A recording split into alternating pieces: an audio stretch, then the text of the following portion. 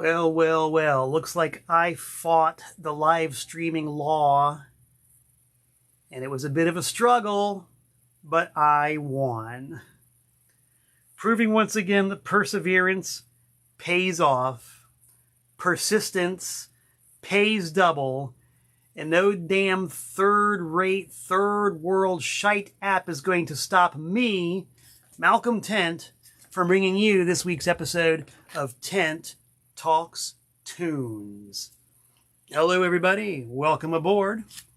Let me get my little monitor here placed so I can see what I look like. Oh, yes. And let me reach on over here and give you guys the classic traditional view of the top of my forehead while I reach over to the big computerized monitor and make sure that it is streaming live. Because as we know, this is the internet, and the internet never knows. If the internet knows nothing, we know even less about how it's behaving in real time. Proven once again, kids, you can't live with it, you can't live without it. But it looks like we're up and running here, and we are L-I-V-E, baby, live. Sean Mosher says hello from the wilderness of the quiet corner of Connecticut. If Sean's on board, that means I'm on board. And I see that Walt Wheat, my compadre, and Antiseen from Hattiesburg, Mississippi, is on board, as is Nick Stone. Hello, Nick from St. Louis. Let's see, Stephen, what's your name there? Hey, Stephen Helfgott, for the first time saying hello. Hello, Mr. Helfgott. Good to have you on board for the first time ever. Woo, if I have a brand new viewer, then I guess I better be good tonight. I better grab this flagon, this petard of Danbury tap water and wet my whistle so that I may speak effectively.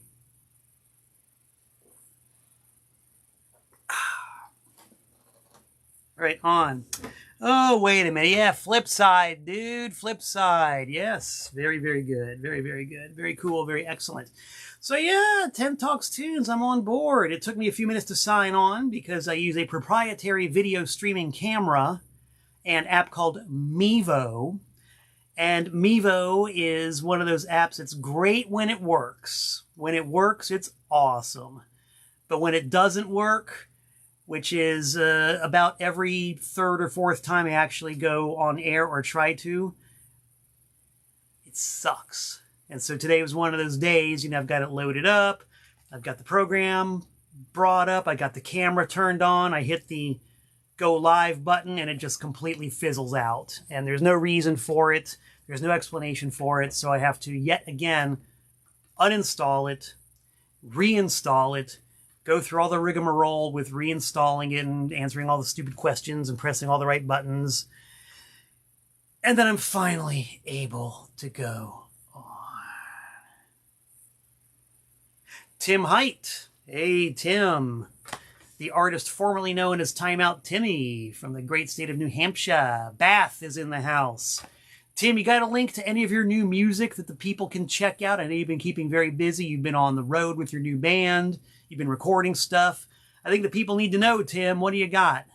The comments section is right there for you to use as your bulletin board. Post a link to your new music because I want to know and y'all want to know. Speaking of bulletin boards, let's check the bulletin board and see what's happening here. You've heard enough of my bitching, griping, and moaning about the modern day newfangled technology. Let's take a look at one of the oldest forms of technology, and to this date, one of the most reliable forms of technology. The bulletin board. I mean, how can you possibly go wrong with a piece of wood and some paper and some adhesive materials? It's been going on for millions of years, guys, and it has never been as finicky as this Mevo bullshit. Well, here we go. The almighty Antiseen are getting ready to trod the boards. Oh, yes. We have two, not one, but two short runs of gigs coming up, each of them equally exciting, each of them equally apocalyptic, each of them mercilessly mayhemic.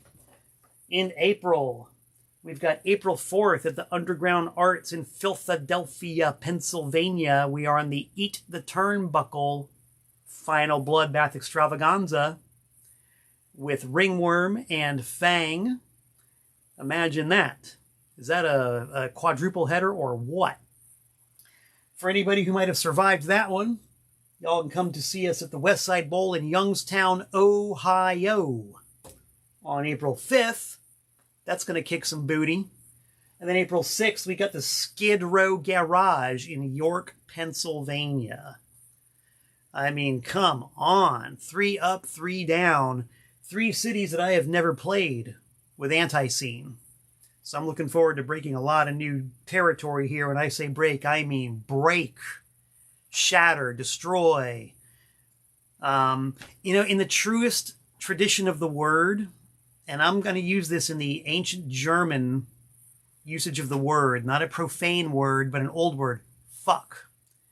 And a fuck is an anglicized version of an old German word that means seed drill. And when you think about the word F-U-C-K in conjunction with an old seed drill, the use of the word F-U-C-K makes a lot more sense. You think, boy, that guy was fucked up.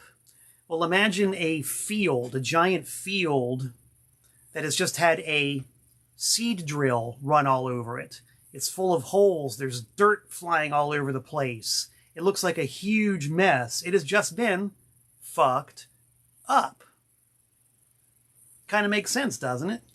If you tell someone to get fucked, you're kind of wishing that somebody would run a seed drill all over them and punch holes in their body and leave bits splattered all over the place and make them a huge mess. It makes a lot more sense, doesn't it? To say, fuck you, well, I hope you get run over by a seed drill. Dude, it makes a lot more sense, doesn't it? And of course, the traditional, extremely vulgar use of the word in conjunction with it being associated with a seed drill. Dudes, come on. The Germans had a great way with slang and colloquy. And I just thought I would share that with you, my frantic fans and vivacious viewers here on Tent Talks Tunes, because the lexicon is very important. Anyway, I digress. Now that we have gone through the origins of the F-U-C-K word, let's see what other towns we're going to F-U-C-K up. Well, how about Atlanta, GA on May 8th at the Star Bar? Hotlanta, Georgia. We do like Georgia. Great town to play. On the 9th, the Cherry Street Tavern in Chattanooga, Tennessee. We haven't played Chattanooga in over a year. And the last time we played there, it was Dynamite. So we are looking forward to doing that one again. And of course, our home away from our home away from home, Reggie's in Wilmington, North Carolina. That's on May 10th. And on the 11th, Raleigh, the capital city of North Carolina. We don't care where the government is seated. We're going to play that town anyway. Raleigh on May 11th at the Tap Yard. So that's not 1, not 2, not 3, not 4, not 5, not 6, not 7. Well, yeah, 7 opportunities to see the almighty Antiseen in the states of Pennsylvania, Ohio, Georgia, Tennessee, and North Carolina. Yes, we are a busy band. We don't like to sit around being idle. We hate boredom. Boredom sets in very quickly and very easily. And we keep extremely active to stave off that unwanted condition. I will drink a toast of Danbury Tap to not being idle.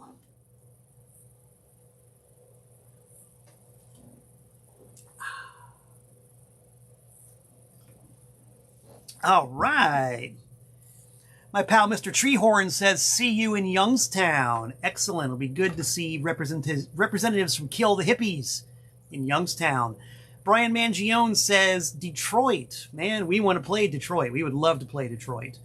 Detroit is indeed Rock City. I haven't played Detroit with Antiseen yet, but I did play there a few weeks ago with Profanatica, and it was a good one. So it's kind of like anybody who wants us to play a certain town. I'll put the word out right now. All we need is an offer that we can't refuse. And you're more than welcome to contact our booking agent, Mr. Joey Killingworth of the fine George Jonestown Massacre Band. Joey Killingworth is our booking agent. And all you got to do is send him an offer that we can't refuse and that he won't want to refuse. And I'd say the odds are pretty good that we'll get down to play your town. Who else is tuned in here? Mike Blesser from Vancouver. Chris Zaug. Sorry if I mispronounced your name. I'm going off of the printed word here, and that's always treacherous. Eric Johnson says that our paths might cross in Georgia, which would be killer. Oh, yes. We got Pissy Chrissy tuned in from Hickory, North Carolina. Everybody say hi to Pissy Chrissy. TPOS recording artist Pissy Chrissy. Since she is tuned in, I might as well reach over here to this stack of goodness and remind everybody that I don't have a copy of her CD to show you within easy reach, but her CD is out on TPOS. I strongly recommend that you go to Discogs or Bandcamp and check it out. I don't know if I listed it on eBay, but you can listen to her fine song stylings on Bandcamp. You need it, you want it, you got to have it. So there you go, kids. 7 Antiseen gigs coming up. 1 Danbury Record and CD Expo coming up on May 4th. I've been co-promoting this record show now since 1998. That's 26 years. Connecticut's longest running music show. We always have a room full of dealers selling records, tapes, CDs, videos, collectibles, memorabilia. Rare, cheap, common, expensive, middle of the road. Everybody from ABBA to Zappa. Everybody from Beefheart to the Yardbirds. Everybody from Chelsea to X. You know what I'm saying. Everybody from Devo to Howard Devoto. You never know what you're going to find. So come on down May 4th. VFW Hall number 149 in Danbury. I will be set up with 3 tables full of stuff for you guys to look at. All right, that's the bulletin board. And we, of course, we do have the aphorism provided by our good pal Ray from Tucson, Arizona. She came up with this one. If art decorates space, then music decorates time. I'm sure Ray would say that she is allowing you to quote her on that. And I will drink a toast to timeless aphorisms. That was the bulletin board, and I'm going to check the mailbox here. We got a few things that have arrived in the mail. But, let's see. Got the scissors here. Got the 1 mile scissors. The 1,000,000 mile scissors, as you know, died a horrible, violent death not too long ago. So I'm working on a brand new pair, and we're still working on the first mile of cutting open envelopes that are addressed to me, Malcolm Tent. P.O. Box 3626, Newtown, Connecticut, 06470. Because I love getting stuff in the mail. Yes, indeed, do. Let's see. Sean Mosher says, how about some vegan jerky to play Connecticut? Well, since Mr. Treehorn is logged in here live, the two of you need to talk. I'm not going to say any more than that, but make the connection. And I've been known to do a lot for some good vegan jerky. I have totally been known to do things for good vegan jerky. Oh, yes. So let's open up this here envelope.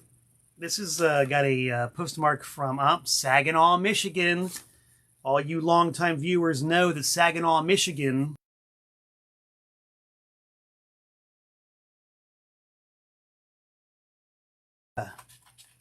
Food Fortunata of Sockeye, Food Fortunata the solo artist, Food Fortunata the publisher of the great and long-running Ear of Corn fanzine. And here it is, issue number 57. Oh, man. This is going to be some good, fun reading, man. Editorials, music reviews. As you can see, fine art, drawn by hand. Probably Food's very own hand, I'm going to guess. Crossword puzzles. Dentistry explained in terms you can understand. Ooh, and it says that he will predict the cause and date of your death, guaranteed 100% accurate, 35th anniversary issue. Yes. Thank you, Food Fortunata. Much appreciated. Pissy Chrissy says the satanic snackrifice from Ohio vegan beef jerky is the best. Who am I to argue? I've had it myself, and I thought it was pretty darn good myself. Thank you, Food Fortunata, for the fabulous issue of Ear of Corn. You're giving me the incentive to reprint my Malcolm Tent comic book, because the Malcolm Tent comic book is about this size, about this shape, about this thickness, and would definitely make for a fair trade item for an issue of Ear of Corn. So I'm going to put that in the trap. Reminder to self, reprint the Malcolm Tent comic book so I can send it out to people in trade. All right, here we go. Now, this is okay, coincidentally enough, talking about York, Pennsylvania, and the fact that Antiseen is playing in York, Pennsylvania. Here's an envelope, a package, with a return address from York, Pennsylvania. What can this mean? I only know a couple of people in York, Pennsylvania. I know one of them would be prone to send me a CD, but I already got a CD from this person. So what can this mean? This is as much of a mystery to me as it is to you, and this is a sealed package, okay? This is completely sealed. This is not a staged thing. This is not like Al Capone's vaults or a Voyage to the Bottom of the Sea. I am genuinely, honestly, in real time, taking these scissors and opening this package to see what is contained therein. And this is sealed up pretty tightly, so we're going to have to get drastic with this. Slice it brutally, decisively, quickly. Not nervously, but with intent. Cutting it open. See, every Wednesday is like Christmas Day here on Tent Talks Tunes. Excitement abounds. Oh, my stars and garters. I don't know what's in here, but boy, after all that effort, it's got to be good. Man, this thing does not want to open. All right, guys. This is live. This is the spirit of cable TV live. You never know what you're going to find. I remember once I was watching the great educational local TV station Channel 2 in Miami, Florida, where I grew up. And they were having a live cooking show with some gourmet French chef type of dude who was drunk. And it was going out live. And this chef had some kind of a temper tantrum. I don't know why. I didn't know what was going on. The guy didn't speak very good English. But live on TV, he had this big temper tantrum and walked off the set. And so the camera very quickly zoomed in for a close-up on a plate of French fries that the guy had just made. And it's steaming hot, and they're running the credits, over this picture of the French fries because they had to end the show quickly. And then a hand reaches in from the side of the camera and tries to pick up one of the French fries, but it's like burning hot. So he drops the French fry real quick and pulls his hand away. Live on TV. That's the spirit I'm recapturing here with my efforts to open up this Verschlungener package. But I can do it. My teachers always told me I was a smart guy. We're going to find out right now. This is a handwritten note from a dude named, from Bill. Yes, Bill from Wrath of Typhon, who I had the pleasure of meeting at the Profanatica gig in Baltimore, Maryland. And he threatened to send me a CD by a band with that name and to consider for release on TPOS. All right, we got it. It's here. I'll give it a listen. People like to send me stuff, and I always say this. I don't guarantee anything except that I will listen to it. I will listen to it. I will give you my honest opinion of it, and we'll take it from there. So thank you, Bill. Much appreciated. Now, here's another thing. It's a big old thick envelope. Boy, look at the size of this thing. This is a hefty mofo. This is from my pal Eric Rayno in New Hampshire. Interesting. Eric's a good mail order customer. Usually, when I send him stuff, that's the return address. Malcolm Tent, TPOS, in care of TPOS, P.O. Box 3626, Newtown, Connecticut, 06470. So, now he's sending me something, and it's full of stuff. So let's get the 1 mile scissors and see what my pal Eric has sent me. What have you sent me, Eric? What have I done to deserve this? How on earth did I warrant such behavior as to receive a package in the mail from you? Well, they say that the karmic wheel always turns. We're going to find out right now if I've been a good boy or a bad boy. We're going to see if he likes the TPOS product he orders from me on Discogs or not. All right, here we go. More of a struggle. Nothing good comes without struggle. You know what I'm saying? Ooh. Check this out. You guys ever had to clean this stuff up when it flies all over the place when you're opening an envelope? It ain't pretty. It is not pretty at all. But I'm going to do this. I'm going to reach in here. I'm going to swear I'm going to do it. Ooh. Okay, we're going to take this and put it in the recycle bin right now. Thank you, envelope. Goodbye. And we got some more inner wrappings. And we have, oh, look at this. Well, gee whiz. Now, this is cool. This is the kind of stuff I love. I am an old tape trading guy from way back when. I love the live recordings. You can call them bootlegs if you want, but check it out. My pal Eric has sent a big package. He made an Antiseen DVD of our 40th anniversary show. Looks like he made an Antiseen CD of our 40th anniversary show. And it looks like he's made CDs and or DVDs of the Joe Buck Yourself from that set. Okay, that's a DVD. That's a CD. And the other guy who shared the bill with us, Sweet Georgia Brown, on DVD and CD. Eric, thank you so very much. I am a mark for this kind of stuff. It's like, yeah, you can go on YouTube and probably see all this, but you know, I just really love the tangible media. I like the fact that it's got art, it's got a jewel box. You can hold it, you can feel it. You can open it up and pop out the physical product and stick it in the player and press the button. This, my friends, is what interactive media is all about. So never mind your virtual reality hogwash. This is you getting involved in the music and the sounds. Very cool. Eric, thank you so very much. I appreciate this greatly. And, you know, I'm not adverse to watching myself on a TV screen or listening to myself on a set of speakers. What can I tell you? I'll do it. I'll do it if called upon. I'll do it. And I always think about that, like, you know, playing shows, quite often you'll look out and, you know, you'll see the usual sea of phones aimed at the stage, but every once in a while you'll see like a real honest-to-God video camera. And those are the people I always want to talk to because, you know, their stuff is probably going to look really good and probably sound really good too. And you'll also get the whole thing. Like people, typically someone aiming a camera is only going to get like a song or two, which is certainly fine. But anybody with a full-fledged camera, and especially if they got like a tripod or a monopod, you know that they're in it for the long haul. And there's actually a couple of videos from the last Profanatica tour that got posted. And I admit it, I've watched them. I've watched them. What can I say? My ego runneth over. We got one more thing. Here we go. An envelope. I know this return address, LaPorte, Iowa, from the household of Gary Forney.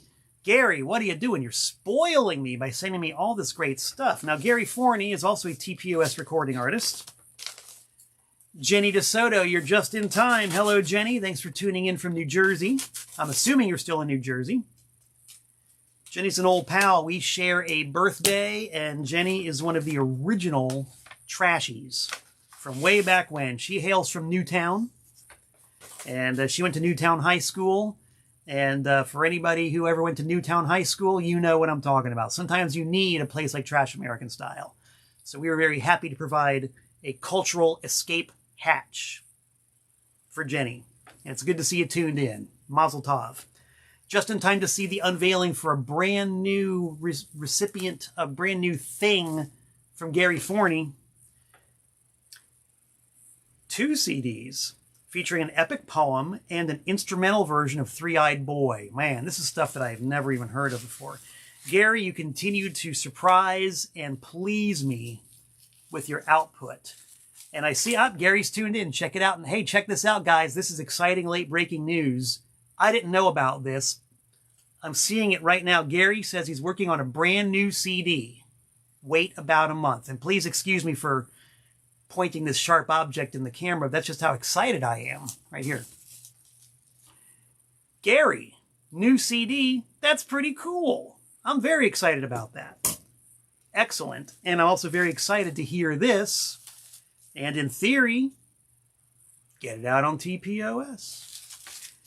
And Brian Russell from the great state of Virginia says he will order. Brian Russell is probably the first human being on planet Earth. He even beat me saying that he would order a CD. I'm going to reach over there and give that one a like. Talk about interactive. We are so interacting here on Tent Talks Tunes. Woo! It's almost exciting as a gig. I want to share with you guys a couple of things I've been listening to lately. Because, you know, I love to buy, I love to sell, I love to release stuff, but at the core of my being, as I'm sure is the case with everybody here, I'm a music fan. I'm a fan of music. I do it because I love music and I love the media. And I've been playing some stuff lately that I think maybe you guys will appreciate. First one is a very interesting and unusual band from Connecticut called White Flame. I forget when these guys came out, 1970 something, 78. That's the front. That's the back. And those two guys right there are White Flame. And this is some pretty cool stuff. You know, Gary Forney has been described as an outsider. And that's to me, a term of pride.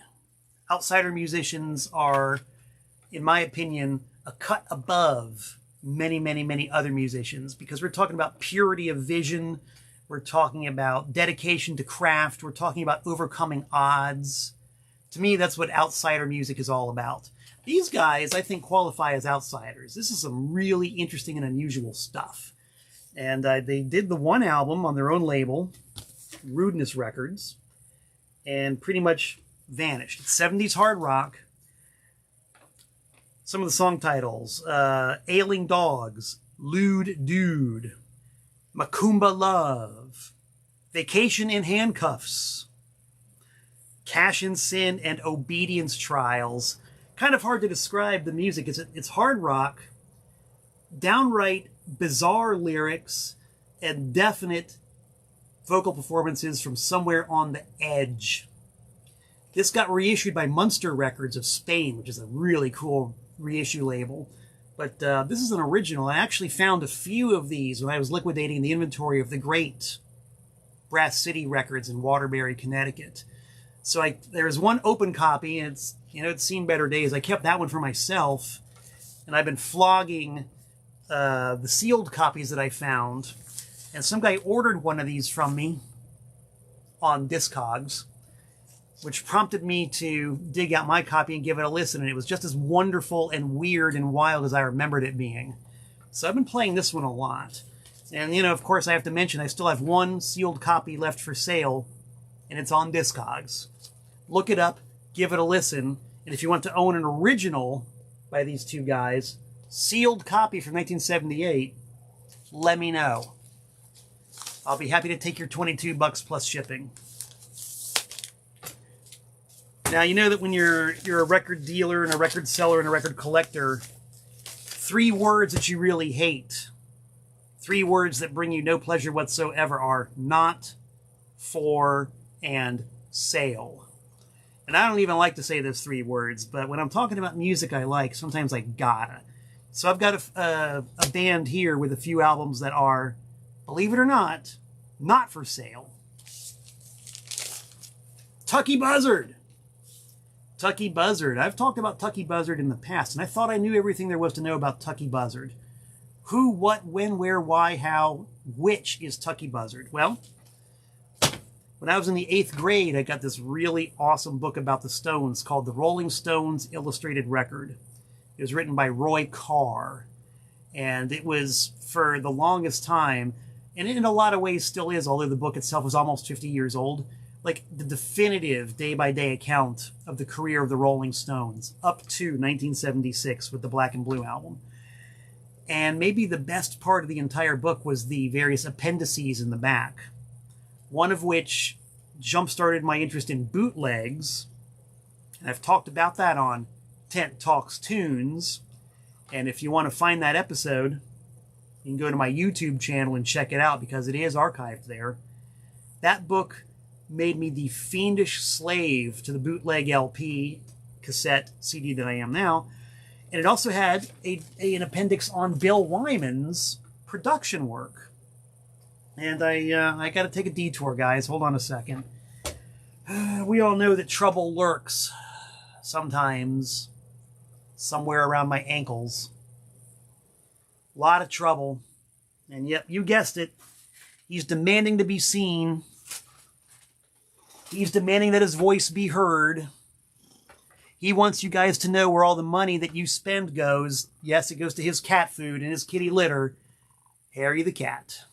There he is, guys, making his obligatory appearance here on Tent Talks Tunes. The one-eared wonder himself. The yellow-eyed beast. The purr machine. The dude with 1.5 fangs. Harry himself. Harry is also a TPOS recording artist. I've made an 8-track of his purring noises, which my good pal Sean Mosher has purchased. And I'm still editing the cassette and the CD versions, which will contain 1 solid hour of this. Can you hear this?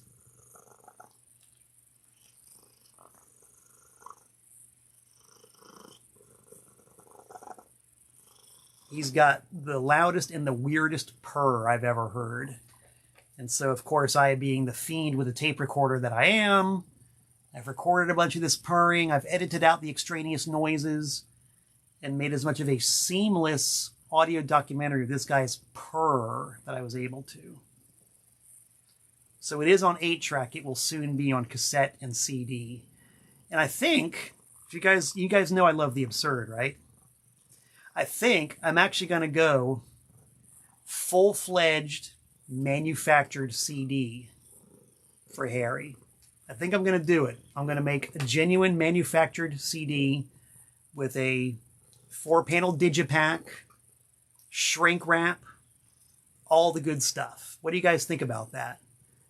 Am I nuts, yes, to do it? Or am I nuts, no, to not do it? What do you think? Am I nuts to actually do it, or am I nuts not to do it? Either way, I'm nuts. But the question is, will I or won't I? What do the people have to say? Mr. T. Kadeth is swooning right now. I don't know if that's for Harry or Gary, but either way, as long as we get a swoon, that's good. I see the votes are coming in. My compadre Walt Wheat, guitar player for Antiseen, says both. Walt is a bit of a wiseacre. He's proving that right now. Brian Russell says a loyal pet deserves it. Neil Agnetta says hell yeah. Pissy Chrissy says the best part is when he starts grooming while purring. Oh, it's too cute. It's too cute. I, of course, am very partial to when I rub his chin and he purrs. The Chinna. The Chin Man himself. With the very subtle red beard, if you can see that. Man. It's hard to talk tunes when you got competition like this. You know what I mean? You know what I mean? He knows what I mean. Anyway, enough of this guy. Tucky Buzzard. Produced by Bill Wyman. I was intrigued by it. I was able to find a Tucky Buzzard record somewhere in a collection, which was this one right here. Took it home, kept it for myself, listened to it, was blown away. It was so damn good. Remember what I was saying earlier about the German seed drill? The name of which was anglicized into a, quote, fuck, unquote? Fucking good, man. Very, very tasty English hard rock with a bit of that blues boogie thing going on. But man, great songwriting, top of the shelf musicianship, cool lyrics, and excellent production by Bill Wyman. Bill Wyman can produce, kids. So it was really cool because this album was pictured in that Rolling Stones book. And this album was pictured in that Rolling Stones book. And so I thought that was all there was. But imagine my surprise when I was at the great archive record store in Bridgeport, Connecticut, and I saw a Tucky Buzzard record I'd never seen before. And their U.S. distribution was very spotty. They had one record out on Passport, which was an independent label out of New Jersey, and one on Purple Records, which was Deep Purple's label. But this is actually a full-on release on Capitol with the awesome early 70s red Target label. This is the same label that was on my first copy of Grand Funk Live album. So I'm very partial to this. So yeah, they had their first album, 1971, on Capitol, and it unfortunately did not go anywhere. But it also kicks ass. This is 3 kick-ass albums by Tucky Buzzard. And if you guys love that 70s proto-hard rock with just a soupçon of the blues and boogie going on in there, I recommend Tucky Buzzard. I don't know if any of their stuff's in print anymore. I don't know. I don't see their stuff very often at all. In fact, this is the only copy of this I've ever seen. And the black and white one I just showed you was the only one of those I'd ever seen. I had to buy that in Charlotte, North Carolina at a record store. And the first one I showed you with the full color cover, which I can't get to now because, you know, this guy's got me anchored, I've seen a few copies of. But Tucky Buzzard, hard to find. Great. And they were descended from a previous band, also produced by Bill Wyman, called The End. And this is some pretty tasty English psychedelic freak beat stuff. I wouldn't say it's top shelf, but it's really good. Except for one tune called Shades of Orange, which is classic psychedelic freak beat with that English flavor. Look it up. It's a song that made the rounds for a long time on the bootleg circuit, being touted as a Satanic Majesty's Request outtake. And for a long time, I had a lo-fi cassette of it, and I loved the song. And, you know, I didn't even know it was some other band until way, way later. But cool stuff. And that's kind of what I've been listening to lately. The Tucky Buzzard and The End are NFS. Sorry, guys. Even though I am a full-time professional record seller, sometimes I just got to keep something.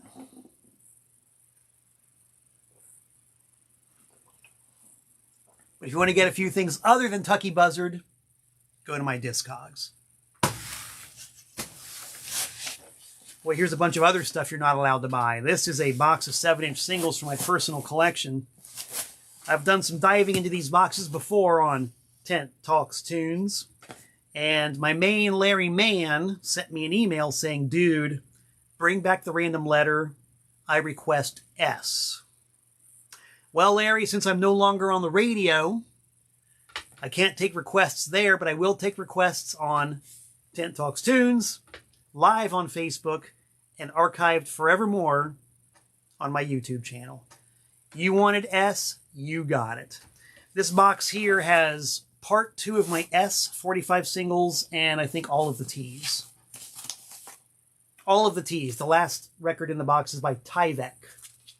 So you can't really get much further down the alphabet in T than Tyvek. So here's the second part of the S's, and I'm pretty sure that I have dug into the S's before. So I'm going to start with the second part of the S's, and I'm going to start at the very end, because I know I haven't gotten that far. What's in Malcolm's box? Let's find out. Well, first, we have an ancient homemade paper divider. I made these around 1987 out of whatever scraps of paper I had laying around. What scrap of paper was laying around the day I made this divider? Graph paper. That's an artifact. Do they even still make graph paper? It was a thing at one time, and I had plenty of it. That is now an S divider in my personal record collection. I wonder what this T divider was made out of. Thrill of discovery here, kids. Ooh, look at that. Completely blank, except for the extreme aging and wear on the top. That's reality, kids. You can't do this with digital. Let's see. T. Kadef, who's also a bit of a Weisenheimer, says, Social D? Not for me, Social D. What is the last record in the S section? Well, here's a group called Syrup, and I know nothing about this. 90s alt rock by the look of it. The B-side is called Mysterious Dog. The A-side is called Teen Death. And that's what it looks like. The band members are Matt, Orrin, Sam, and Shauna. Recorded at Fort Apache in Cambridge, Massachusetts. Okay, a lot of alt rock came out of there. And I must have liked it because I kept it and I said that Mysterious Dog was the click pick to hit. And this was no doubt played on Mr. Ten's Wild Ride when I still had radio. So this means I better go back and listen to it and decide if I still want to keep it, because I just don't remember. I don't remember this record for anything. Ah, here's a good one. See, this is one that I don't specifically remember, but I do know. That's Syndicate of Sound. Yes, the Syndicate of Sound on Buddha Records. This is some kind of bubblegum, maybe even hard rock tastiness. And I have this marked as a double A-side. Brown Paper Bag on one side and Reverb Beat on the other side. Wow, with a title like Reverb Beat, it's got to be good. Don't remember it, but it did withstand the ravages of my extremely harsh critical opinion, and it resides in my collection to this day. I'll have to play a few of these. All right, what else have we got here at the end of the S's? Okay, what is this? Okay, see, a lot of times, I've mentioned so many times that I buy record collections. I'm always on the prowl looking for stuff. I go to the flea markets, I go to the thrift shops, I go to the record swaps, I go to the record stores. When I go to the record stores, I typically have boxes of TPOS product, which I sell and trade to the record stores. So if the record store is one of the breed of super intelligent, classy, and tasteful record stores, which most of them are, I'm happy to report, they'll buy a bunch of my stuff, and I'll always say, don't give me the money yet. Don't give me the money.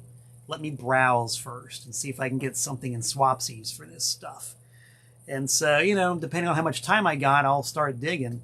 And if I see anything that looks even remotely interesting, such as this by Symphonic Metamorphosis on the 1960s, 70s London label, any group who would dare to call themselves Symphonic Metamorphosis right away catches my interest.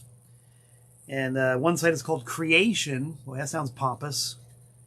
And the other one is called Reach Out. Also pompous. And London typically never put dates on their records, so I don't know when this might have come out. It has to be late 60s. Symphonic Metamorphosis. And according to my notes, this is referential to a band called the Deep Six. And the Deep Six were a completely fake, deep hippie band on the Liberty label. And they had this one awesome 45 called Come On Baby, Blow Your Mind. Okay? And it's like a total Muzak easy listening experience with a chorus of very smooth singers going, come on, baby, blow your mind, yeah. It's kind of like the Fifth Dimension. Dude, absurd. And so, of course, I don't remember this one either, but Symphonic Metamorphosis is along the same lines, which means it's awful, which means it's wonderful. I'm keeping it. Come on, baby, blow your mind with Symphonic Metamorphosis. Ah, here's one I like. I will tout this band endlessly. I will shill for this band. I love this band. This band is in my memory. It's in my ear. It's in my incus. This is the Swimming Pool Cues from Atlanta, GA. Late 70s, early 80s. This is their very first 45 on their own label. Chlorinated Records. You can see some thematic consistency here. Man, oh man, oh man. The A-side, Rat Bait, and the B-side, The A-Bomb Woke Me Up. Very intelligent, very tasty post-punk / new wave homegrown weirdness from Atlanta, GA, where coincidentally enough, Antiseen is playing on May 8th. Yes, Swimming Pool Cues. They've got one album called The Deep End, which is fantastic. I might even have a copy for sale on Discogs. I don't know. If I do, I recommend you get it. Even if I don't, I recommend you get it. That album is killer. And Swimming Pool Cues are just another one of those bands that were just a little bit too intelligent to ever really make it. They got signed to A&M, and unfortunately you can tell the label dumbed them down considerably. They did 2 full lengths on A&M, and God knows I really tried to like them, but they're just a little bit too major label safe. And they kept cranking stuff out for a while. They went back to the independent labels.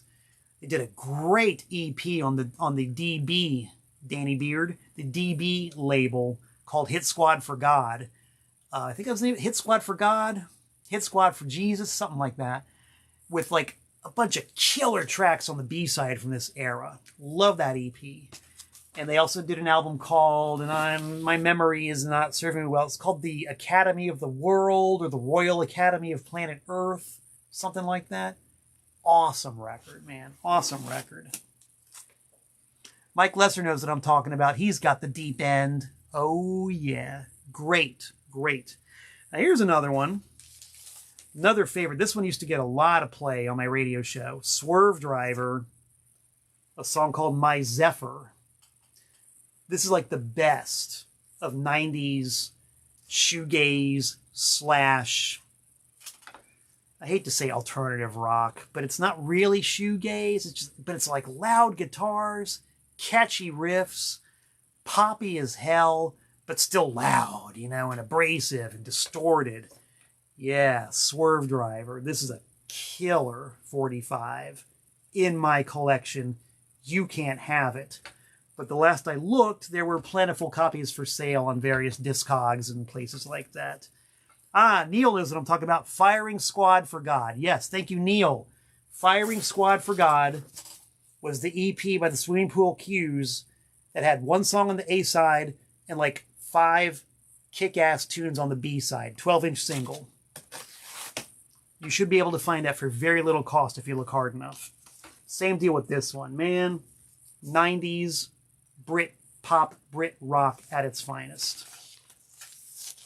And I'm not even that big of a Swerve Driver fan, really, but this one song, mwah, Mamma Mia, La Dolce Vita. What else we got in the S box? What is this weird shiz over here? What is this? Oh, yes. Another one of them records where I saw the name of the band and the title of the song, and I knew I just had to have it. I'm a straight edge guy. I have been for my entire life. I make no bones about it. But I can definitely appreciate a band called Sweet Smoke with a song entitled Mary Jane Is to Love. Oh, yeah. That is a 1-2 punch of smoky, drug-induced, exploitative cash-in, if it's nothing else. And the B-side is a fairly interesting but kind of boring version of Morning Dew. But, dude, Sweet Smoke, Mary Jane Is to Love. I'm getting a contact buzz just handling this thing. I better put it down fast. I have a reputation to uphold here. Put this thing down, double bag it, put it in the paper sleeve in the plastic bag, and get it out of here before anything weird happens. All right, here's one I'll bet a bunch of you guys know. Yeah, it's obvious. Yeah, it's pretty hit single. And, you know, this is a weird thing. I didn't like this record when it first came out in 1970. What? 74, I think? 73, jeez. In 73, I didn't like this record. I didn't get it at the time. I was only like 8 years old, maybe 9. But it grew on me. It grew in me. Enough for me to keep the 45 and a couple of the albums. But yeah, kids, you already know this one.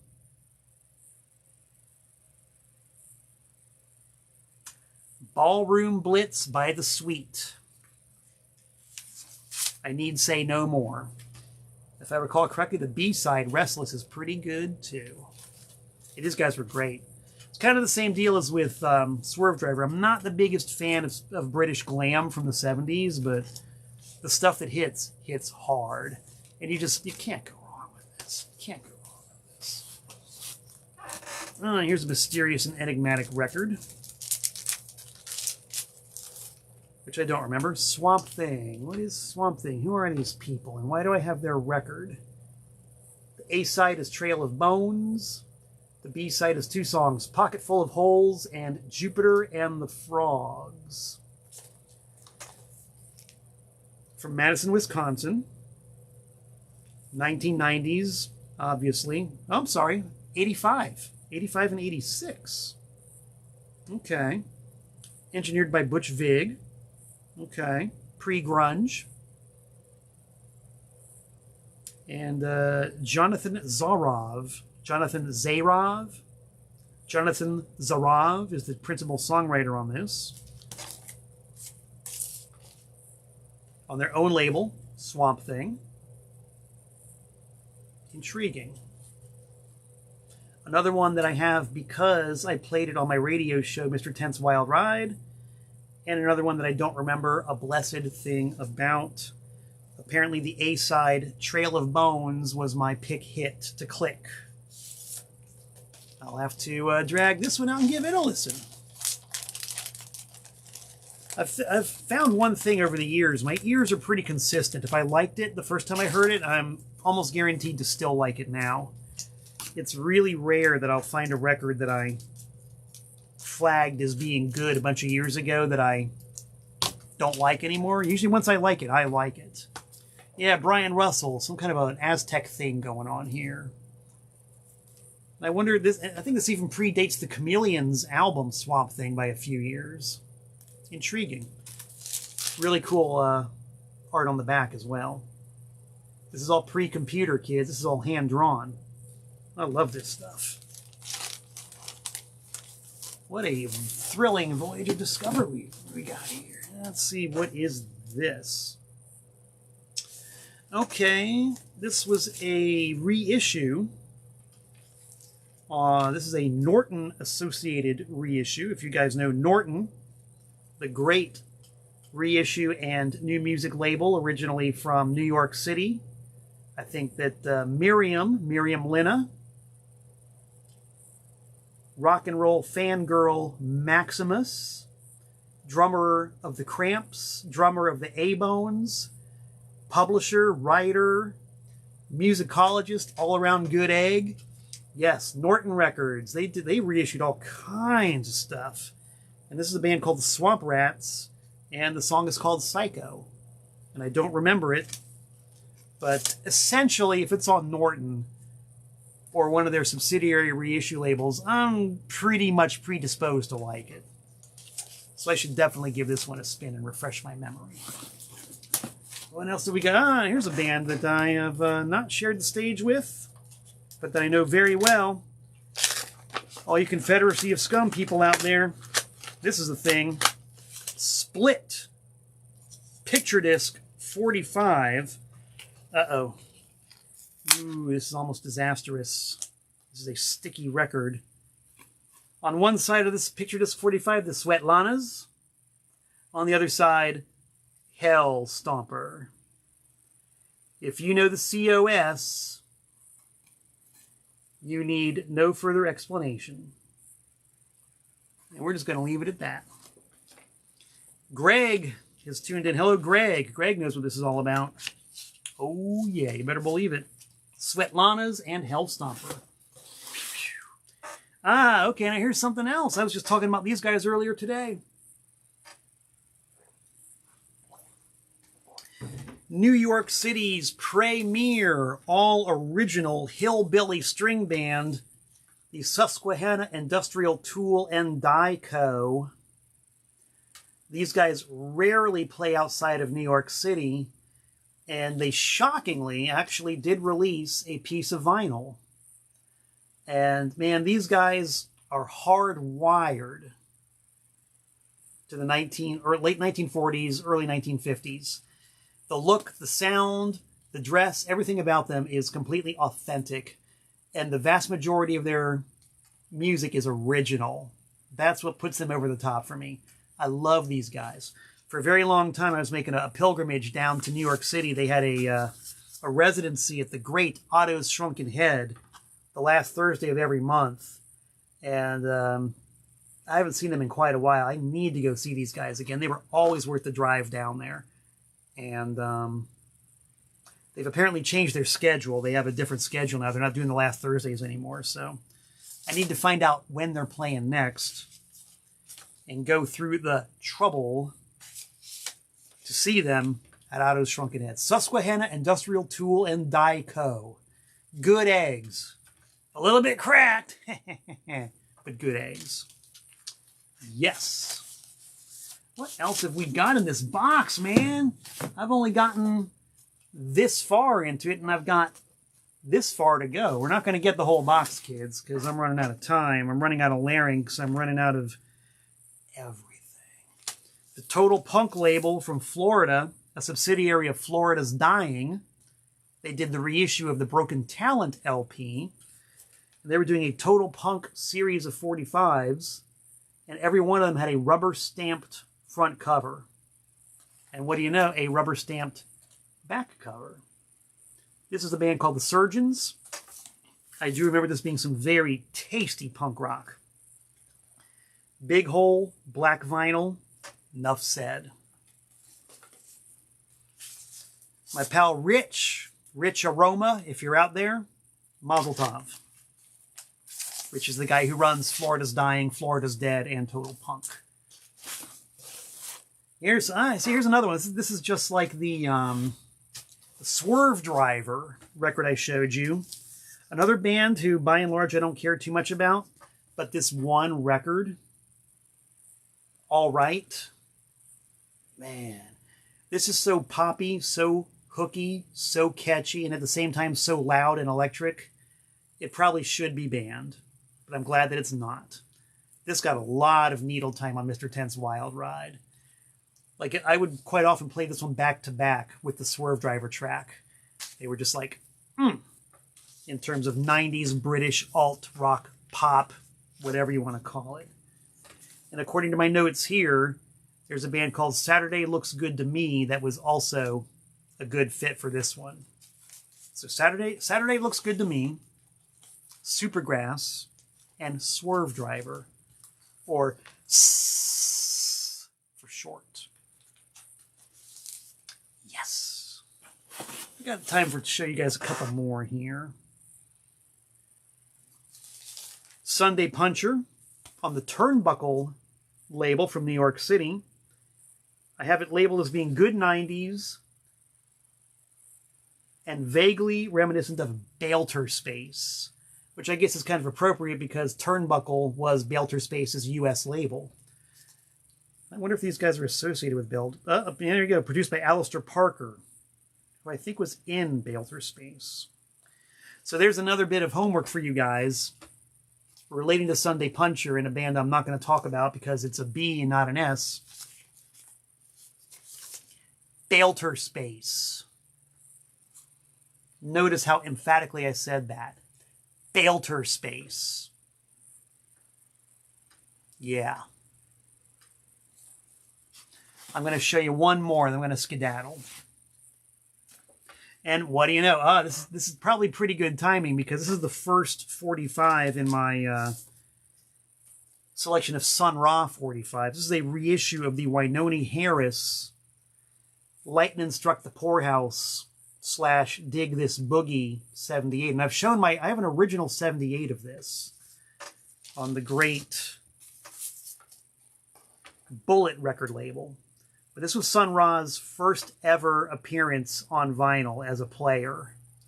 He had a couple of things that he'd written and arranged before this, but this is him actually playing piano for the first time ever on record.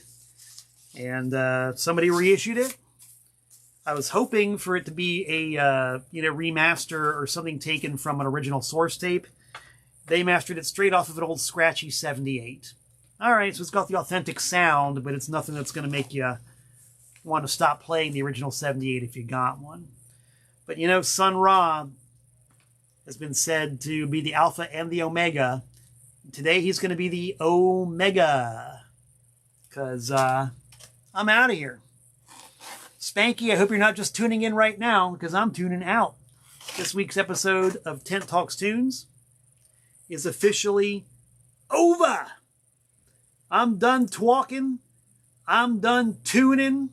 And I'm going to go out and do some tenting, because the so-called real world needs my attention. And I'm going to devote some of my attention to it.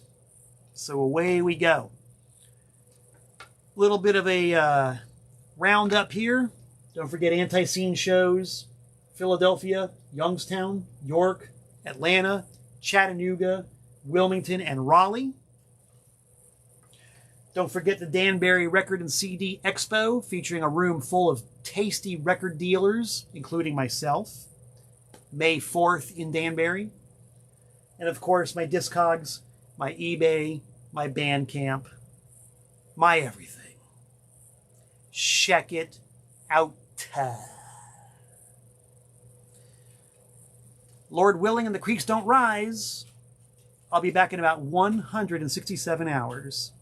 Until we meet again, this is Malcolm Tent saying so long from the Nutmeg State.